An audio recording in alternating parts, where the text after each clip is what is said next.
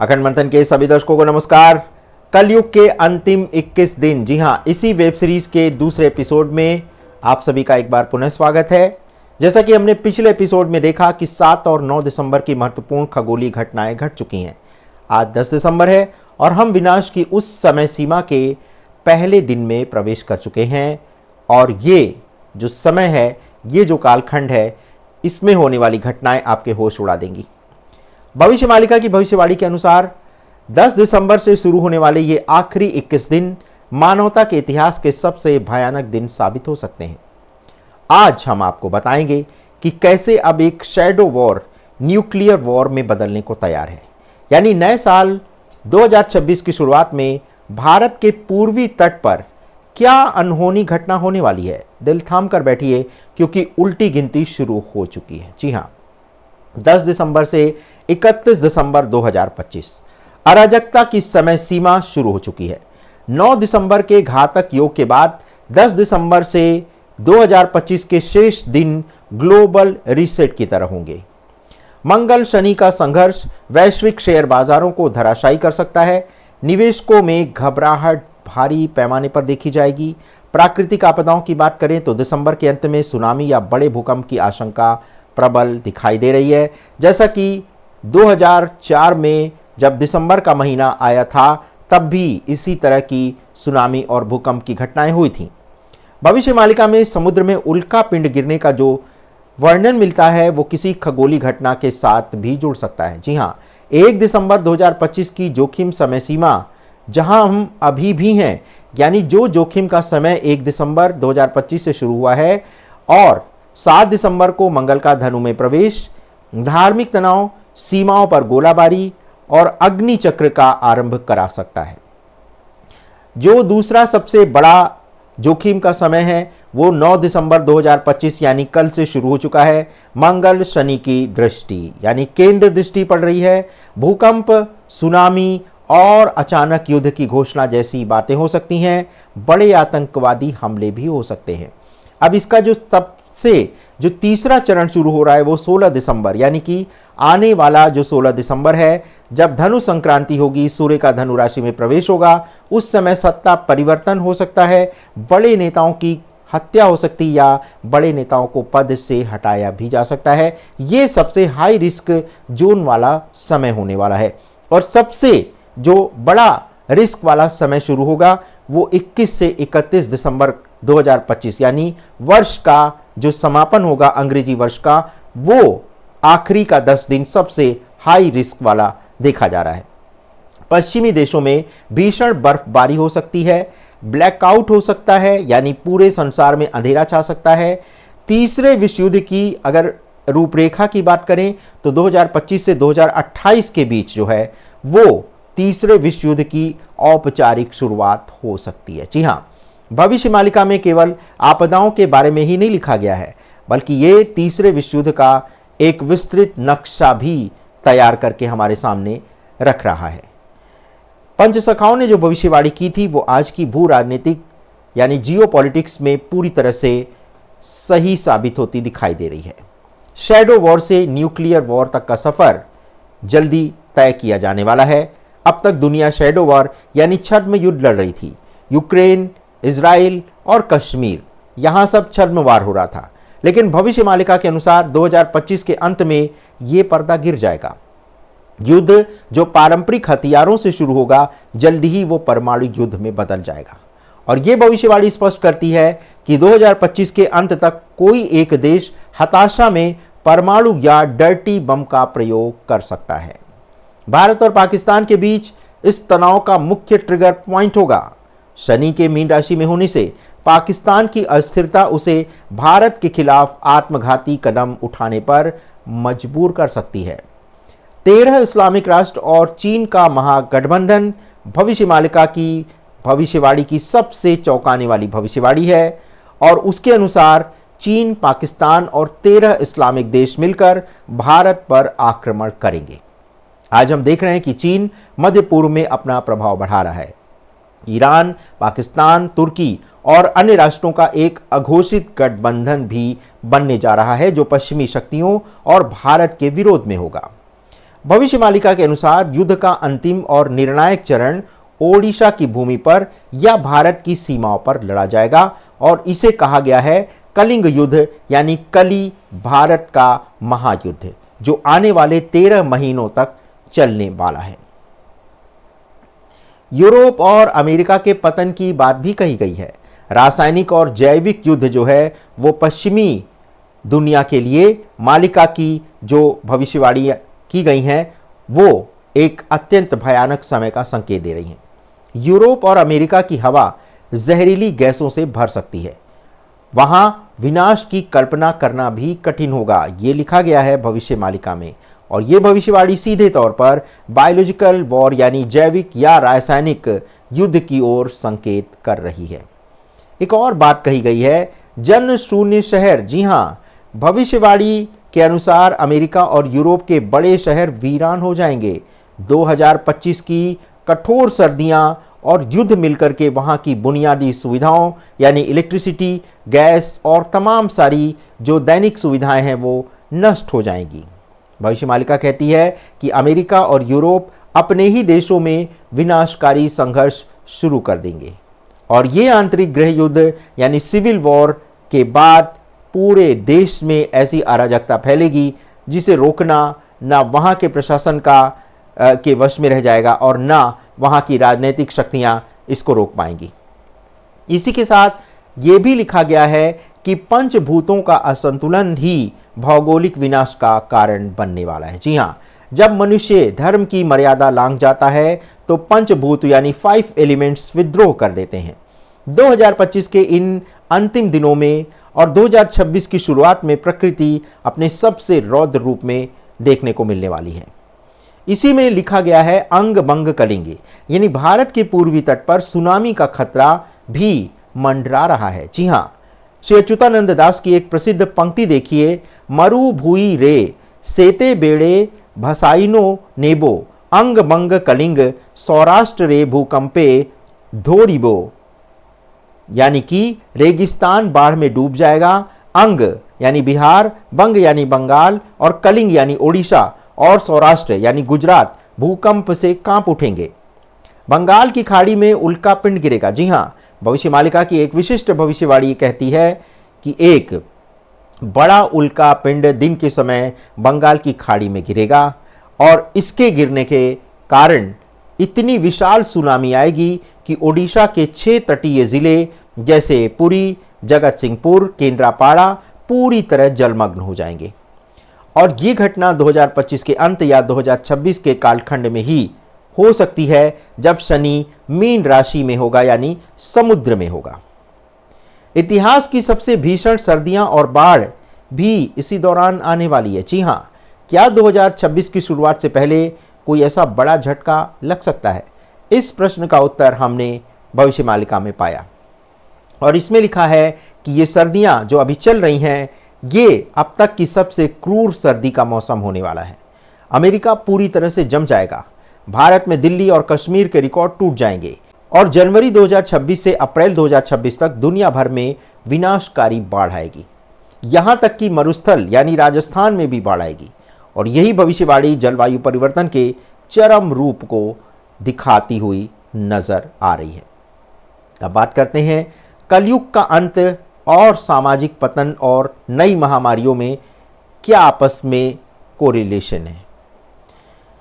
इस समय के लिए कहा गया है कि समाज के भीतर युद्ध और आपदाओं के साथ साथ एक कैंसर भी फैल जाएगा और ये कैंसर होगा मानवीय मूल्यों का ह्रास और अकाल मृत्यु। जी हाँ, 2025 के अंत तक समाज में डर और अविश्वास का माहौल इतना बढ़ जाएगा कि लोग अपने साय से भी डरने लगेंगे।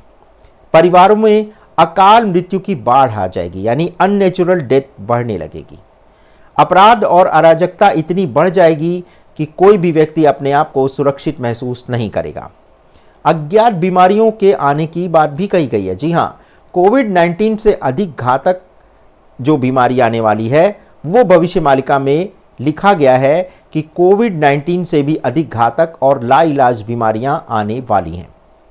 2025-26 के बीच नई महामारियां यानी महामारियों के नए वायरस फैलेंगे और ये बीमारियां हवा से फैल सकती हैं और ये त्वचा पर फोड़े यानी घाव के रूप में प्रकट हो सकती हैं। और अब इतने विनाश का अंतिम उद्देश्य क्या होगा, तो ये भी भविष्यवाणी में लिख दिया गया है कि क्या इतने विनाश के बाद दुनिया का अंत हो जाएगा? जी नहीं, लिखा गया है ये युग परिवर्तन का समय है, ये धर्म संस्थापना और दुष्टों के संहार का समय है। भारतीय सनातन धर्म शास्त्रों के अनुसार भगवान विष्णु का 10वां अवतार यानी कल्कि कलयुग के अंत में प्रकट होंगे और आज से शुरू होने वाला ये विनाश कल्कि भगवान का कार्य शुरू करने वाला है। वे पंच तत्वों को शस्त्र बनाकर दुष्टों का संहार करेंगे और ये दैवी हस्तक्षेप जो होगा यही कलयुग के अंत का कारण बनेगा। अब इस विनाश के काल में आपके मन में भी प्रश्न होगा कि आखिर बचेगा कौन? तो ये आज के थंबनेल में भी आपने देखा होगा, कोटि ए गुटी, ये आखिर क्या बात है? तो भविष्यवाणी में लिखा गया है कोटि ए गुटी, ये जो है एक बहुत ही प्रसिद्ध और डरावनी एक कहावत है जिसका अर्थ है करोड़ों में से केवल कोई एक बचेगा, यानी कोटि ए गुटिए। जी हाँ, और धन बल या बंकर किसी भी तकनीक से अगर आप बचना चाहेंगे कि आप यहाँ छिप जाएं तो आपको बचाया नहीं जा सकेगा। केवल वो लोग बचेंगे जो सत्य और धर्म के मार्ग पर हैं। और संतों ने इस आपदा से बचने का एकमात्र उपाय बताया है, दिन में 3 बार यानी जो त्रिसंध्या है वो जरूर करें और ईश्वर को समय समय पर याद करते रहें। तो ये जो पूरा हमने आज भविष्यवाणी की भविष्यवाणी को आज पुनः डिकोड करने का प्रयास किया है और उसके अनुसार आज 10 दिसंबर 2025 को विनाश का अंतिम कालखंड शुरू हो चुका है। 2025 के ये अंतिम आखिरी 21 दिन सामान्य नहीं रहने वाले हैं। ये एक चेतावनी की घंटी है जो अब बजनी शुरू हो गई है। शनि का मीन राशि में जाना और मंगल का धनु में होना खगोलीय घटनाएं हैं जो घट चुकी हैं, लेकिन इनके प्रभाव स्वरूप युद्ध और आपदाएं अब निश्चित तौर पर आने वाली हैं। तैयारी की अगर बात करें तो आपको भोजन पानी की तैयारी कर लेनी चाहिए। आध्यात्मिक तैयारी की अगर बात करें तो आपको भगवान के नाम का स्मरण करना आरंभ कर देना चाहिए। भविष्यवाणी का संदेश ये है कि डरना नहीं है, बल्कि डर के बजाय अपने अंदर के मनुष्य को सुधारना शुरू कर देना है। 2025 का सूर्य जब अस्त होगा तो वह एक पुरानी दुनिया को अपने साथ ले जाएगा। 2026 का सूर्योदय केवल उनके लिए होगा जो इस अग्नि परीक्षा में तप कर सोना बन चुके होंगे। तो दर्शकों, ये समय जागने का है, चेतावनी स्पष्ट है, संकेत साफ है और समय बहुत कम है। तो आज के एपिसोड में आपने देखा कि कोटि ए गुटी का क्या अर्थ है, यानी करोड़ों में कोई एक ही बचने वाला है। तो 2026 में क्या होगा, इसको देखने के लिए आपको करनी होगी समय की प्रतीक्षा। तो इस सीरीज के दूसरे और अंतिम एपिसोड में आज बस इतना ही। उम्मीद करते हैं कि आपको मालिका की भविष्यवाणी का ये जो डिकोड करके हमने निष्कर्ष निकाला है ये आपको लाभप्रद लगा होगा। हम आपसे यही अनुरोध करेंगे कि ये डरने का समय नहीं है, बल्कि अपने अंदर अपनी आध्यात्मिक शक्तियों को जागृत करने का समय है। और जो भी दर्शक हमारे ये कार्यक्रम देख रहे हैं उनसे हम बस इतना ही अनुरोध करेंगे कि वो ना किसी ज्योतिषी के पास जाएं, ना किसी साधु संतों के पास जाएं, वो सिर्फ अपने आप को मंत्रों से सुरक्षित कर लें। और इसके लिए आप जो भगवान का 32 अक्षरी मंत्र है हरे राम हरे कृष्ण, इसका भी जाप कर सकते हैं, या फिर आपको जिस भी मंत्र या जिस भी ईश्वर के नाम में आपकी श्रद्धा है आप उसका भी जाप कर सकते हैं। यह आपको एक अप्रत्यक्ष रूप से एक कवच का काम करेगा। ये मंत्र की शक्ति आपको ये पता नहीं लगेगा, लेकिन ये आपको बहुत सुरक्षित करेगा। और अगर आप किसी भीषण आपदा में फंस भी जाते हैं तो इन्हीं मंत्रों की शक्ति से आप जो है उस संकट से निकल करके बाहर भी आ जाएंगे। तो ऐसा आवश्यक नहीं है कि हर कोई इस भीषण आपदा में समाप्त हो जाएगा, लेकिन जैसा कि श्री अच्युतानंद दास और पंच सखाओं ने कहा है, कोटि ए गुटी यानी करोड़ों में से कोई एक बचेगा। अब आप ये समझ लीजिए, अगर उनकी भविष्यवाणी को डिकोड करें तो भारत की आबादी 150 करोड़ है, और अगर 1 करोड़ में एक व्यक्ति बच रहा है तो आप अंदाज़ा लगा लीजिए कि कितने लोग बचेंगे।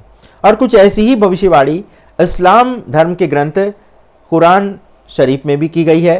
कुरान में कहा गया है कि 64% लोग या 63% लोग ही बचेंगे, बाकी सब के सब मारे जाएंगे। इस पर भी हम आपको एक एपिसोड दिखाएंगे और कुछ विशेषज्ञों से भी आपकी बात कराएंगे। वो आपको स्पष्ट रूप से बताएंगे कि आखिर जो भविष्यवाणी सनातन धर्म में की गई है और जो अन्य धर्मों में की गई है वो भी एक महाविनाश की ओर संकेत कर रही है। बाइबल में भी इसी तरह की भविष्यवाणियाँ की गई हैं, और अब जबकि सभी जगह एक ही बात कही जा रही है, तो फिर आप ये कैसे कह सकते हैं कि हम अपने मन से कोई मनगढ़ंत बात कर रहे हैं। हम वही तथ्य रख रहे हैं जो पुराणों में लिखा है, जो संतों और मनीषियों ने कहा है। इसमें हमारी तरफ से एक भी शब्द न कम है न ज़्यादा है। तो आप हमें झूठा कह सकते हैं, बिल्कुल कहिए, लेकिन आप हमारे संतों और मनीषियों की इस वाणी को झूठा मत कहिए, क्योंकि उनका उद्देश्य तो YouTube पे व्यूज़ कमाने का बिल्कुल भी नहीं था, क्योंकि उस समय YouTube और सोशल मीडिया का जन्म भी नहीं हुआ था। और वो ताड़पत्रों पर ऐसी कोट भाषा में ये भविष्यवाणियाँ लिख करके छोड़ गए। अगर वो इसका प्रचार करना चाहते तो ये भविष्यवाणियाँ समय से पहले लोगों के सामने पुस्तक के रूप में आ चुकी होती। लेकिन आज भी भविष्य मालिका की इतनी चर्चा होने के बाद भी अभी भी जो मुख्य भविष्य मालिका है उसके बारे में तो किसी को कुछ पता भी नहीं है। और हम पूरी तरह से अब प्रयास कर रहे हैं कि जो भविष्य मालिका के जो गूढ़ तत्व हैं, जिन पर अभी मालिका के व्यापारियों की दृष्टि नहीं पड़ी है, वो हम आपके सामने प्रस्तुत करें। आप बहुत सारे भविष्यवक्ताओं का हमें उदाहरण देते हैं, कृपया हमें किसी भी भविष्यवक्ता का उदाहरण मत दें, क्योंकि सबके जो तह में जो बातें हैं वो हमें मालूम है। उनका उद्देश्य क्या है, उनकी मंशा क्या है, ये हम बहुत अच्छी तरह से जानते हैं। इसलिए हमें किसी अन्य भविष्यवक्ता के उदाहरणों से कोई मतलब नहीं है। हमें जो गणना मिल रही है वो सीधे किसी दिव्य शक्ति से मिल रही है, और उसी दिव्य शक्ति के संकेत के आधार पर ही हम आपको ये बात बता रहे हैं। आशा करते हैं कि आप हमारा मंतव्य समझते होंगे। यदि आपको हमारे चैनल का कंटेंट अच्छा लग रहा है तो हम आपसे अनुरोध करेंगे कि इसे लाइक, शेयर और सब्सक्राइब ज़रूर करिएगा। लेकिन ये भी श्री जगन्नाथ की इच्छा पर ही आधारित होगी। अगर उनकी इच्छा होगी तभी आप इस चैनल को सब्सक्राइब कर पाएंगे। अगर इच्छा उनकी नहीं होगी तो आप सीधे इस कार्यक्रम को देख करके सीधे स्किप कर जाएंगे। तो इसमें सब कुछ जो है वो कलयुग के जो नाथ है श्री जगन्नाथ भगवान, उनकी ही इच्छा से ये सारी बातें हो रही हैं। आपने देखा होगा कि पिछले कुछ दिनों में भविष्य मालिका पर चर्चा बंद हो गई है। हमने भी ये कार्यक्रम दिखाने बंद कर दिए थे, क्योंकि हम इस पर 22 से 23 सीज़न ला चुके हैं। करीब करीब 150 से 200 एपिसोड हम आपको दिखा चुके थे, और उसके बाद हमने भी इसको विराम दे दिया था। लेकिन न जाने क्यों हमें भी फिर श्री जगन्नाथ की शक्ति से एक संकेत प्राप्त हुआ, और फिर हमने इस पर पुनः मंथन आरंभ कर दिया। तो अब आपको ये समझ में आ गया होगा कि भविष्य मालिका की भविष्यवाणी अखंड मंथन पर दूसरी बार फिर से डिकोड क्यों की जा रही है। क्या ये किसी शक्ति के द्वारा निर्देशित है या फिर इसके पीछे कोई और रहस्य है? ये जानने के लिए आपको अखंड मंथन से जुड़े रहना होगा। लेकिन अखंड मंथन से वही दर्शक जुड़ पाएंगे जो भगवान जगन्नाथ चाहेंगे। अगर श्री जगन्नाथ भगवान नहीं चाहेंगे तो आप हमारे चैनल से जुड़ भी नहीं पाएंगे। कई दर्शक हमसे प्रश्न करते हैं कि 10 वर्ष हो गए, आपके चैनल ने अभी 10 मिलियन का यानी कि 10 लाख का आंकड़ा भी पार नहीं किया है। दर्शकों, ये किसी व्यापारिक उद्देश्य के लिए या अपने नाम के प्रचार के लिए इस चैनल की स्थापना नहीं की गई है। इस चैनल की स्थापना की गई है भगवान श्री जगन्नाथ के संकेतों के आधार पर, निर्देशों के आधार पर, और वो जितने लोगों को बचाना चाहेंगे उतने ही लोगों को इस चैनल से जोड़ेंगे। तो इसलिए आप इस बारे में मत सोचा करिए। अगर भगवान श्री जगन्नाथ की एक प्रेरणा नहीं होगी तो आप इस चैनल के प्रोग्राम को देख करके भी निकल जाएंगे। लेकिन अगर वो चाहेंगे तभी आप हमारे चैनल से जुड़ पाएंगे। और यही कारण है कि अब हम आपसे सब्सक्राइब करने के लिए सबसे अंत में कहते हैं, क्योंकि हम जानते हैं कि अंत तक तो कोई दर्शक कार्यक्रम देखता नहीं है। 2-3 लाइन पहले या 2-3 मिनट पहले ही आप प्रोग्राम छोड़ देते हैं। और यही कारण है कि हम, आप देखिए हमारे किसी भी वीडियो को देखिए, जैसे अन्य चैनल के सोशल मीडिया जो इन्फ्लुएंसर हैं वो सबसे पहले कार्यक्रम शुरू करने से पहले ही चैनल को सब्सक्राइब करने का अनुरोध करने लगते हैं, लेकिन हमने अब चैनल को सब्सक्राइब करने का अनुरोध इसलिए बंद कर दिया है क्योंकि बस इतने ही जो दर्शक हमारे साथ जुड़े हैं यही धर्म के पथ पर चल रहे हैं और यही धर्म युग में यानी सतयुग में प्रवेश करेंगे। तो ये 8.5 लाख जो दर्शक हैं यही दर्शक जो है वो सतयुग में प्रवेश करेंगे, इसलिए हम अब बेकार की भीड़ को बढ़ाना नहीं चाहते हैं। तो अब हम आपसे अनुमति चाहेंगे, अगले एपिसोड में जुड़ना मत भूलिएगा क्योंकि अगले एपिसोड में हम धरती के रीसेट होने की जो रिसर्च है हमारी वो लगभग पूरी हो चुकी है। बहुत जल्दी हम वो एपिसोड भी आपके सामने प्रस्तुत करने जा रहे हैं। और दर्शकों से अनुरोध है कि आप अब कमेंट सेक्शन में श्री जगन्नाथ जरूर लिखिए, कम से कम इसी बहाने आपका जो संपर्क है वो भगवान श्री जगन्नाथ की शक्ति से जुड़ जाए। नमस्कार, धन्यवाद।